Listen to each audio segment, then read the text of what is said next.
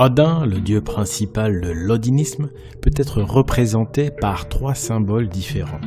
Les 3 triangles, dont le Valknut est une stylisation célèbre, les cornes d'Odin, qui sont une stylisation de la Trictra, et la rune d'Odin, Odal, issue de l'écriture runique. Et cette écriture sacrée, c'est la preuve à la fois de leur foi druido-odinienne, mais aussi de leur niveau scientifique. Parce que pour le faire, il fallait avoir un gros niveau scientifique. On l'appelle le message des dieux, car il ne peut être vu que depuis le ciel. Et aujourd'hui, grâce à Google Earth, nous pouvons le lire, et c'est impressionnant. Les pyramides de Gizeh, qui symbolisent les 3 triangles d'Odin, sont reliées aux 3 mornes de Newgrange, qui représentent les 3 cercles, le triskel des 3 vierges. Grâce à une distance significative d'1/10 de la circonférence terrestre. Alors vous l'avez compris, avec Oleg, on est dans du lourd. On est dans la science avec un grand S. La science comme sur les plateaux TV de BFM. Et Oleg, comme vous pouvez le constater, a un gros niveau scientifique. Et si vous en doutiez, eh bien, écoutez ce qui va suivre. Parce qu'il faut savoir que la tradition de Noël, elle est directement inspirée de l'ancienne tradition odinique du solstice d'hiver. Déjà, le mot Noël vient du vieux gaulois Noyo-El, qui veut dire nouveau soleil. Car à partir du 25 décembre, vous savez que les jours commencent à rallonger. C'est donc une renaissance symbolique du soleil. Et le Père Noël, il est vieux avec une barbe blanche. Il vient du pôle Nord et il arrive en volant sur un traîneau tiré par 8 rennes, 8. Odin, il arrive sur un cheval volant à 8 pattes. Et l'autre côté, c'est un traîneau volant à 8 rennes.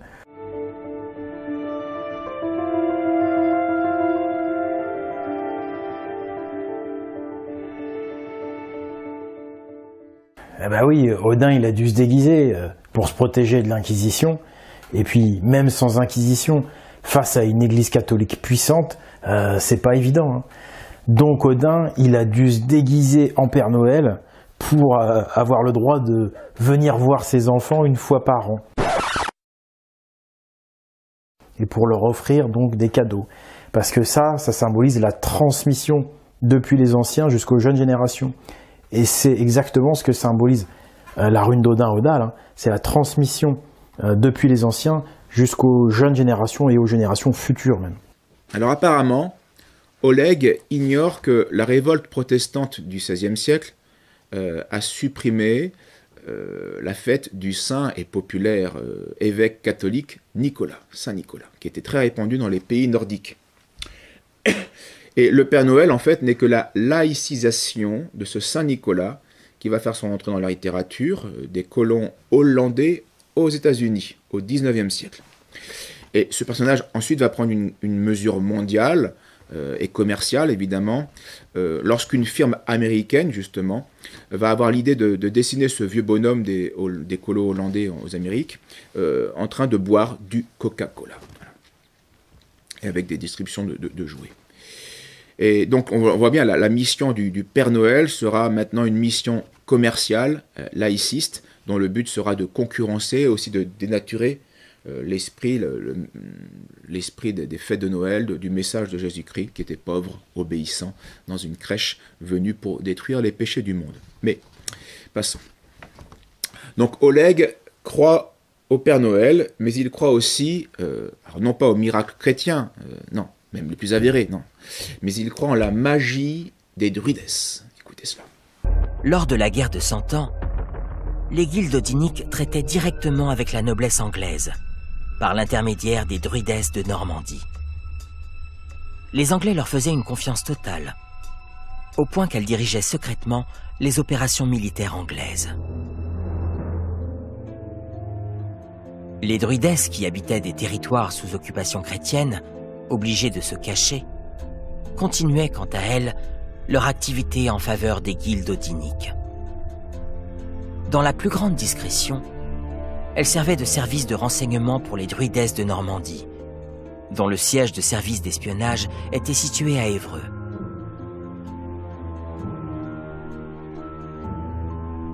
Lorsque, par exemple, une armée franque partait du Berry, la région de Bourges, Évreux était immédiatement mis au courant par les druidesses de Bourges. Les druidesses maîtrisaient la transmission à distance par le canal des courants telluriques. Les ateliers odiniques constituaient le quadrillage des territoires encore occupés par les Francs et fonctionnaient comme des antennes. Ils transmettaient à Évreux les mouvements, heure par heure, des troupes franques. Les Anglais ils connaissaient tout ou presque de la stratégie des Francs. C'est pourquoi, malgré leurs très gros désavantages en termes de nombre et en termes logistiques, ils avaient le désavantage du terrain. C'est pourquoi, malgré tout, ils ont vaincu les armées franques. Oleg dit bien sûr n'importe quoi. Il ne s'est apparemment jamais renseigné sur l'histoire militaire de cette époque. Dans mon livre sur Sainte Jeanne d'Arc, j'explique les raisons des victoires anglaises. Tout d'abord, il y a la fameuse victoire de 1340, où la flotte française est anéantie dans une bataille au nord de Bruges, qu'on appelle la bataille de l'Écluse. Donc la flotte anglo-flamande détruit la flotte française. Et donc ce sera la plus sanglante des batailles de la guerre de 100 ans. On compte près de 20 000 morts. Donc une fois que les Anglais sont maîtres sur la mer, eh bien ils sont maintenant libres de frapper où ils veulent sur le territoire. Donc première raison. Ensuite, deuxième raison, les archers anglais ont écrasé la cavalerie française en 1346 grâce justement à l'arc long qu'ils avaient gallois, qui pouvait tirer jusqu'à 500 mètres de distance, mais avec une cadence, et c'est ça qui est important, une cadence de 10 à 12 flèches par minute. Tandis que les arbalétriers français, eh bien eux, avaient une puissance plus forte, mais un débit nettement plus faible. C'était entre 2, 3 enfin, par minute. Donc, et c'est le nombre qui fait la différence dans les batailles de cette époque. Troisième raison des victoires anglaises, il ne faut pas oublier l'anarchie, l'affaiblissement de l'autorité royale en France, comme de l'autorité papale en Europe, qui va laisser bien place à un conflit fratricide européen, qui va profiter aussi de la folie intermittente du roi Charles VI. Donc, on a la guerre civile qui régnait en France, qui fragilisait, favorisait tous les projets anglais. Donc, la prétendue magie de prétendues druidesses n'ont rien à voir avec l'histoire. Continuons dans le monde absurde d'Oleg. Mais avant cela, juste un mot sur l'imposture sophistique dont Oleg use à tort et à travers dans toutes ses vidéos. Vous allez le voir, il parle constamment des runes et il les voit un peu partout dans les monuments historiques. Alors les runes, ce sont les lettres de l'alphabet des peuples de langue germanique et scandinave. Les runes étaient principalement donc, des marques verticales et obliques et dans une moindre mesure des marques horizontales ou courbes, conçues ainsi car plus faciles à sculpter sur des matériaux durs. Les runes étaient donc ordinairement utilisées pour des inscriptions sur le bois, le métal, le cuir et surtout la pierre. Les runes anciennes n'ont pas été utilisées pour des travaux d'écriture longue, mais plutôt pour des inscriptions courtes. Leur forme géométrique simple fait que l'on peut les retrouver dans une quantité d'édifices architecturaux ou quantité de décorations à style géométrique. C'est logique, inévitable. Ces formes géométriques appartiennent à toute l'espèce humaine, et elles sont de tous les temps. Mais notre expert en sophisme en profite pour conclure stupidement que toutes ces formes, partout où elles se trouvent, seraient en fait des traces laissées par les disciples d'Odin. Et de là, il se permet de conclure que tout le monde, ou presque, est disciple d'Odin. Les Templiers, Jeanne d'Arc, les Valois, on les trouve dans nos cathédrales, etc., etc. Et même Jésus-Christ, on le verra, était un disciple d'Odin. Jésus utilisait les runes. On a vu cette rune Agale immense. La tradition christique, comme toutes les traditions, vient de la tradition primordiale hyperboréenne. Et donc, je pense que Jésus utilisait les runes, mais que la tradition dite christique, c'est une façon, par des allégories, de transmettre un message, de faire réfléchir les gens pour les amener à une élévation. Revenons à cette fameuse rune Agale que l'on retrouve en Galilée. Cette rune Agale que l'on retrouve dans certaines églises, ce cercle divisé en 6. Regardez ce chrisme solaire, le fameux chrisme solaire que l'on retrouve assez souvent. Eh bien, tout simplement, je pense que c'est une légère modification de l'Agale originelle, tout simplement parce que l'Église, lorsqu'elle ne peut pas détruire les symboles qu'elle dit païens, et qui sont en réalité christiques, eh bien, enfin nordiques tout autant que christiques quand on est dans la vraie voie galiléenne de Jésus, eh bien en réalité, le seul moyen qu'ils ont trouvé de faire oublier que c'était une rune, eh bien c'était de le modifier légèrement en rajoutant des petits symboles comme ça, en traçant une petite courbe, mais en réalité, le chrisme solaire, à l'origine, c'est la rune Agale. Il y aurait tellement de choses à dire sur cette rune Agale, il y a tellement de choses à comprendre, une symbolique tellement riche. Il y a notamment évidemment un lien direct à faire avec le fameux chrisme solaire qui lui ressemble comme deux gouttes d'eau. Mais ce sont des choses ésotériques, nous y reviendrons en fin de vidéo. Donc selon Oleg, qui croit révéler un scoop en rappelant une présence païenne en Palestine, due entre autres aux Phéniciens, rien d'extraordinaire, le peuple des mers, qui donnera les Philistins.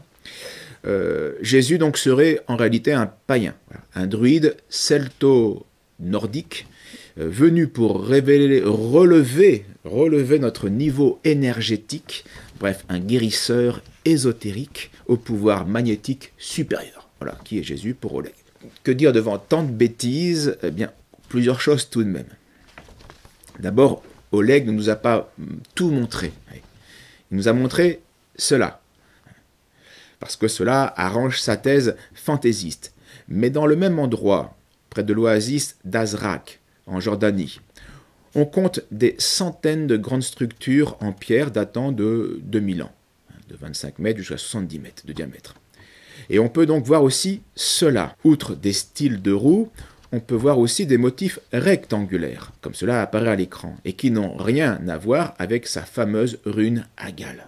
Donc ces photos sont toutes tirées de Live Science du 14 septembre 2011. Ensuite, le chrisme est un des plus antiques et un des plus fréquents symboles chrétiens. Il est composé d'un cercle qui symbolise la divinité, l'éternel, sans fin, sans commencement, et à l'intérieur duquel sont introduits les deux premières lettres du nom du Christ en langue grecque. Donc le qui est un X majuscule, et le P qui est un Rho, qui est le R, donc C-H-R, Christ. L'origine du symbole remonte quasiment aux racines du christianisme, mais il va devenir surtout populaire après que l'empereur Constantin Ier et sa vision qui le pousse à se convertir à le mettre pour être victorieux lors de sa fameuse bataille à Melvius. Mais ce signe, ce chrisme, existait pourtant bien avant Constantin. Nous possédons une inscription romaine de l'année 269 que vous voyez à l'écran, d'après l'ouvrage de Rossi sur les inscriptions chrétiennes paru en 1864. Le premier caractère de la troisième ligne, on voit le symbole du chrisme dans une inscription chrétienne. Enfin, Oleg veut voir la rune Agale partout. Un simple cercle divisé en 6. Et quand vous voyez cela, vous voyez une roue, vous. Mais Oleg, lui, le savant, l'historien, lui, il voit une rune, la rune Agale. Et Oleg ignore qu'un symbole est un signe ambivalent qui peut être utilisé à différentes fins par diverses cultures. Oleg est en fait un gnostique. Et pour lui, les runes ont une valeur prétendument ésotérique, magique par définition. Ce sont évidemment des affabulations, et comme le dit un spécialiste des Vikings, Régis Boyer, les runes sont une écriture comme toutes les autres, capable de convoyer des opérations magiques, mais certainement pas conçue dans ce sens. À partir de n'importe quelle écriture, on peut donner un symbole magique, n'importe quelle imagination peut le faire, mais ça n'a pas été conçu pour cela. En réalité, Oleg joue au guénon, mais en nettement moins brillant, évidemment. Car de génération en génération, eh bien, le niveau baisse dans tous les camps. Chez les ennemis, comme dans notre milieu, le niveau baisse. C'est affligeant, mais c'est comme ça. Donc même chez les gnostiques. Mais c'est toujours la même prétention gnostique à une science supérieure qui nous donne l'illusion d'une élévation spirituelle et qui au final en fait exalte l'orgueil de l'homme en lui cachant son vrai vide religieux. Alors écoutez quelques passages d'un livre sur les runes et la tradition primordiale. C'est inspiré de Guénon et autres. Vous allez voir comment on a un bel exemple d'un flot de paroles creux, qui flatte l'ego de l'homme et qui est pourtant en quête d'un sens existentiel. Page 151, à propos de la lettre évase, de la rune évase. Retrouvons la rune évase pour aborder un thème qui semble essentiel dès lors que l'on s'interroge sur la formule guénonienne de tradition primordiale. Nous savons en effet que pour Guénon et d'autres auteurs, le véritable savoir initiatique est directement ou indirectement issu du centre originel. Or, évase suscite, Helmut Hans l'a montré, deux images qui réunissent un objet cultuel de première importance, le char solaire trouvé à Trudholm. Car, comme on l'a vu, de par son nom et sa forme, cette rune stylise l'étalon ainsi que le demi-globe du soleil projetant verticalement sa gerbe de rayons. La symbolique présente dans ces images résume, nous allons le découvrir, la notion de transmission initiatique. La rune évase est l'initiale du mot érilase, désignant un détenteur de la sapiens runique. La dignité sacerdotale que cela implique serait en quelque sorte exprimée par l'image de la lumineuse verticalité axiale d'un soleil de midi et par l'évocation de l'étalon, l'animal permettant, si on le monte, d'aller plus vite et plus loin, autrement dit d'outrepasser les contraintes du temps et de l'espace. Cette maîtrise du cheval pourrait être corroborée par la seconde rune du terme évoqué par le R. Son nom, Redo, la chevauchée, précise, si besoin était, l'usage qui doit être fait de l'étalon. Mais on le devine aisément, ces images sont métaphoriques d'un savoir supposé conduire leur possesseur loin, très loin même, hors des limites dévolues à l'humanité ordinaire. Voilà. Ça c'est réservé pour ceux qui ne sont pas dans l'humanité ordinaire, ce savoir initiatique des runes. Autre exemple, page 170, à propos de la rune, justement, Redo. On constate cependant que généralement, les segments de Redo sont inégaux.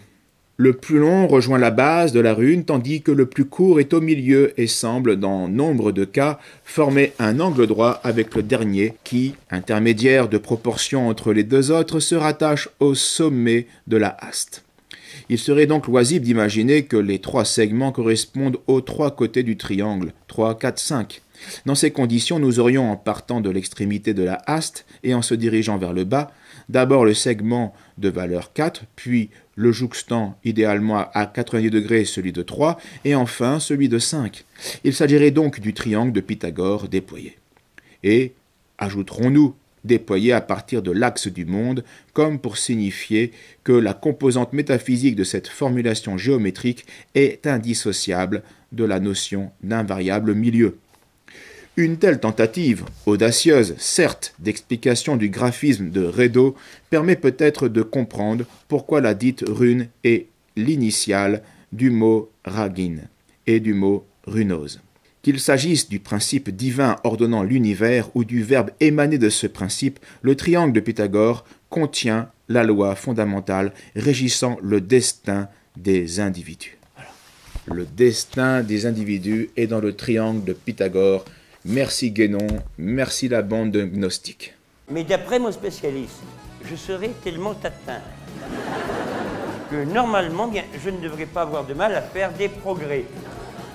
Donc, face à ce constat, somme toute encourageant, je suis resté pensif.